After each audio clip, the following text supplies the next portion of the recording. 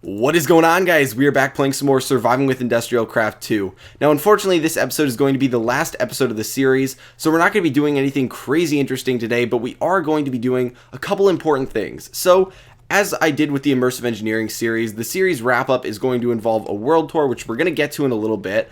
And along with that, I'm going to request this early on so everyone gets a chance to have their input. I want you guys to post in the comments what mod you'd like to see me play for the next Surviving With series. Now, you guys were phenomenal with the feedback for the Immersive Engineering video. It got probably like 60 comments. I went through all of them. I logged them to find out what mods you guys wanted to see most. And so I'm going to do that exact thing again. If you're curious how I do it, pretty much a comment or a thumbs up are the same vote for a mod, which means if there's a comment with 2 thumbs up, that's the same as 3 regular comments. So do whatever you like to voice your opinion. I know a lot of people want RotaryCraft, a lot of people want Ender.io, a lot of different stuff. But I may also do 2 Surviving With series at once, alternate them off every other day, maybe 2 in one day. Who knows? But I got some free time on my hands now, so we're going to be doing that. So be sure to post those in the comments. And also, at the end of the episode, I am going to be having some fun with our very last nuclear reactor. And it's pretty much going to involve these 4 components. So you can see I was looking up some fun up here, but I realized that the best way to blow stuff up is to make a very, very unsafe nuclear reactor. So we're going to be messing around with that at the end and see how much we can destroy. But I have already copied the world, and I will put the world download link in the description. I want to state that early on too, because a lot of people didn't catch that in the last one. That will be in the description, so you guys can come on here, have fun, see all the stuff that I built. If you want to play from here or use this as a reference, you can do so. So now we get to jump into the world tour. Hopefully it's not too boring for you guys. I'll try and make it fun, but to start things out, we're going to start right over here, which is nothing exciting, except this is where every episode starts. You might notice I'm facing this corner at the start of every episode. That's because this was the initial base. It consisted of a mine, which used to be over here, some chests over here, and these furnaces. And I pretty much start every episode out because I put all the stuff I'm going to work with in this chest right here. And over the episodes, it's expanded a lot. It expanded a lot for nuclear reactors. It expanded a lot for the quantum suit, all that stuff. And then in the first episode, I went and made a bunch of the machines that are in there now, and I hooked them up over here with a regular generator. And at the second episode, I decided I wanted a challenge. I wanted to make something different, and that is why there's this huge cactus farm here. Now, initially, this was hooked up to a regular generator, because if you don't know, you can actually put cactus and a couple other miscellaneous things. I believe sugarcane or seeds can go in there too, and they will actually generate EU. A very small amount, but they will generate it. So I was planning on making a huge cactus farm.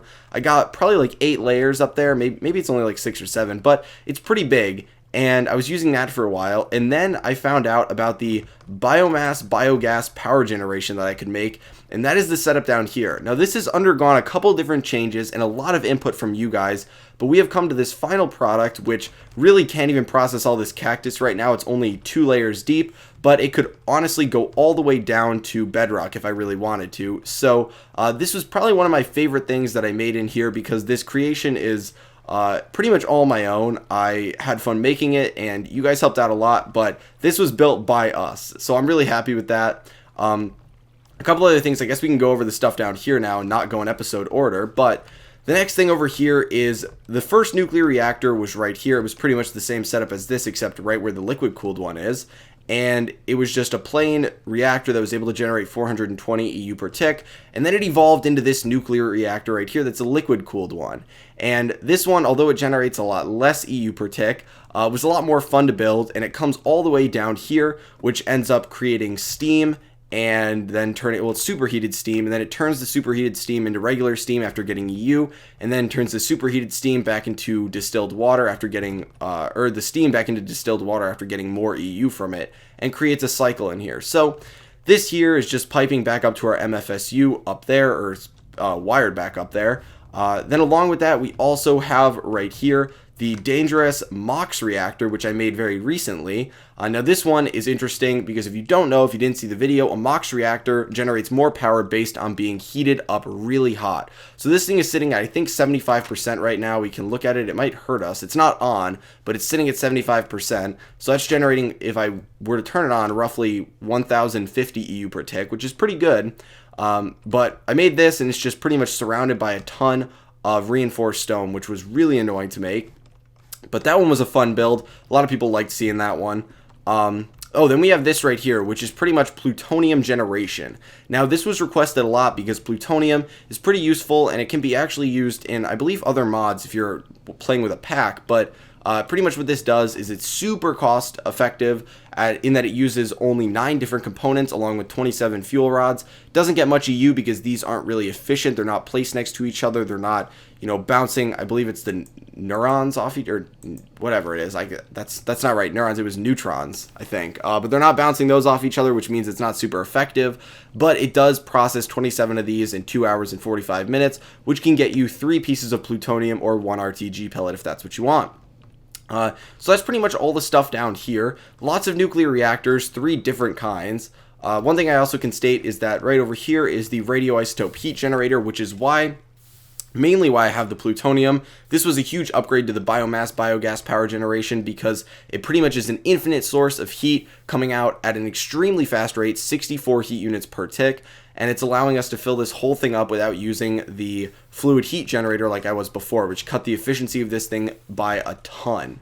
Now we get to go upstairs and we can look at the farms over here. So I haven't touched these in a while, but this was probably one of the more useful things I made in here. So right over here, this is the crop matron. I called it the crop matron initially, but it makes sense that it's the crop matron, kind of like watches over stuff. But essentially what this is for is crossbreeding, this whole setup right here. So this was for crossbreeding the sugarcane to try and get, oh gosh, what's this stuff called? I don't even remember what it's called. But it gets rubber. I can't remember the name of it. But you know what? Let's see. Let's look it up because I know you guys, and you're gonna post it in the comments. So the recipe to get that comes from the sticky resin. Can I see how you get? I can't. I don't know. Rubber. I'm trying to think of the name right now because I know you guys are gonna post it in the comments. I'll give whoever posted in the comments first a free pass because I'm a nice guy. But this was pretty much for crossbreeding, and this would just help maintain them with some of the fertilizer we got or water. And then over here is actually for our rubber farm. This is an infinite rubber farm. We've got solar panels outside that are powering the crop harvester. The crop analyzer is allowing this thing to only harvest these when they are perfectly ready to go. It's not going to harvest these right now, which is great. And it also has the ejector upgrade, which puts it into this chest, which then gets it processed by the extractor and put back in here. And as you can see, it does quite well for the rubber. If you guys have seen my early on episodes, you'll know that this thing was a pain in the butt because at night it would run out of power and then it would kick on when the daylight came to power it, but it wouldn't have enough power and it would just make this annoying like kicking on, kicking off, kicking on, kicking off noise. So that was fun to mess around with, but finally it filled itself up and is no longer able to process them. I never actually took the advice and fixed this with a daylight sensor or anything like that. Probably should have done that, but I never got around to it. Now we get to go into the machine room. So these are all just regular machines, nothing special over here. We've got the electric kinetic generator, which I occasionally hook up for the turning table. A couple mistakes on this thing that have led to me being super annoyed because I'd prep just right for the video and then I'd misclick on this thing and I'd have to go back and make some more. So that was unfortunate, but nothing special over here. There are some special things over here though. Right here we have the refined iron or blast furnace processing place. It's pretty much to get refined iron, but I also use it for the uranium. But essentially what it is it's going to be the blast furnace, which uses these air cells, which are going to be used, and then they go into the electric sorting machine, to the compressor, and then go back down. And then we've got the fluid heat generator here, which was only here initially for the blast furnace itself. Eventually, I planned on making that into the radioisotope heat generator, as that would also require none of this biogas in here. But I never actually used this that much after we stopped using the biogas. Pretty sure, yeah, that was roughly the last thing I ever needed the refined iron for. But then I ended up using the thermal centrifuge on its own for processing the used up or depleted uranium fuel rods to get the plutonium and then all this extra uranium over here. But yeah, this was super useful. And then over here, another useful thing was this setup right here, which is my uranium fuel rod, just the single one processing or creating station, where you put in a piece of iron, you put in the enriched uranium, and it will it will put a fuel rod into this chest. So it allows you to just kind of slam all your stuff in here, process it. You've got the canning machine, which got a lot of fuel rods in there for me, the metal former, which turns it into the plate, and then the metal former, which is going to extrude that into the fuel rod that's empty, and then it combines them and puts them in the chest using the electronic sorting machine. And then over here we have what we just worked on last episode. Now what I want to state is that I do apologize for last episode. The main reason, and this is kind of interrupting the world tour, but the main reason that I kind of did something that I didn't really, and I didn't feel good about last episode, but the reason I did that was because I was hoping I could buy myself time to come up with a better project for this, because it's always rough coming up with projects as the series comes to an end. But I wanted to try and buy some time and put out the content for that day, and a lot of you guys agreed that, we've gone through everything after I built this, and it's mainly just because, we're out of stuff to do. We've covered all the stuff, but I still did like this build. I wish I'd made it a little bit earlier on, because it would be fun to see how many of these I could actually fill up. But essentially the idea is these are radioisotope thermoelectric generators, which work with the RTG pellets, and what I planned on doing was filling these up completely, progressively, and generating the UU matter using the mass fabricator. Now this setup was pretty much the setup I had downstairs that was running off of the wind turbines upstairs and the nuclear reactors we had down there, pretty much just the beginning nuclear reactor.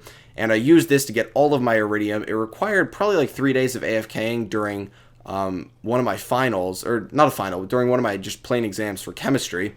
I AFK'd on here while I studied, got all my iridium, but it pretty much was this exact setup where I'd have the mass fabricator, put the UU matter into the replicator, and then you'd have the scanner scan whatever you need, put it into pattern storage, and then the pattern storage could transfer to the replicator. I only ever used diamonds and UU matter though, nothing else.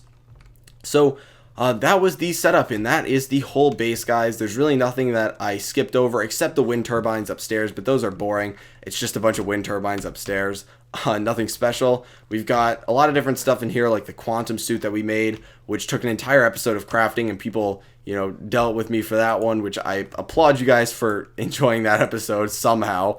But that is pretty much it for the world. I thoroughly enjoyed playing through this. A lot of you guys might ask which I like better, immersive engineering or this, and I did enjoy immersive engineering a little bit more because it was a lot easier to space things out into episodes. I did like one machine per episode or one setup, whereas here I kind of, did a mishmash of stuff. Most episodes were separated evenly, but I had like 4 on nuclear reactors, a couple on the biomass power setup, a lot of stuff like that. So they're 2 very different mods. I enjoyed both of them in their own way, and I would recommend you guys play through both of them as they are both phenomenal. So now we are going to be calling it quits for the series. We are going to be blowing up the base. Do not worry, I do know for sure that I have the world download. I know a lot of you guys like that for immersive engineering. You got to mess around with the world, you got to have some fun with it. But I think the best way to do this would be to come over here, dig down a little bit. We'll put it right here. We'll get it right in the center of the base. Put down, I'm going to have to break this block over here too.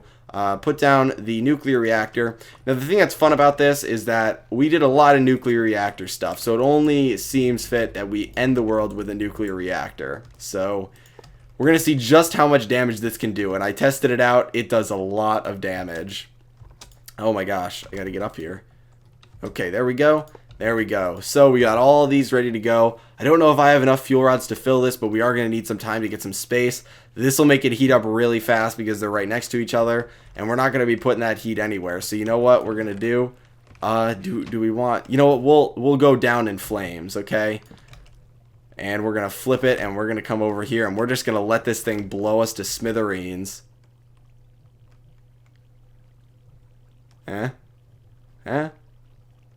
Oh!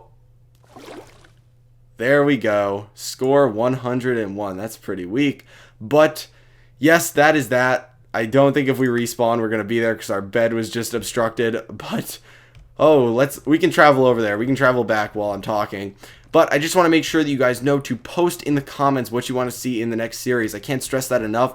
I told you guys before you were phenomenal with the last series, and it was great because I know a lot of you guys watch the videos and don't comment, and that's perfectly fine. You don't need to comment, you don't need to like. As long as you're watching the videos and getting use out of them, then that's all that matters to me.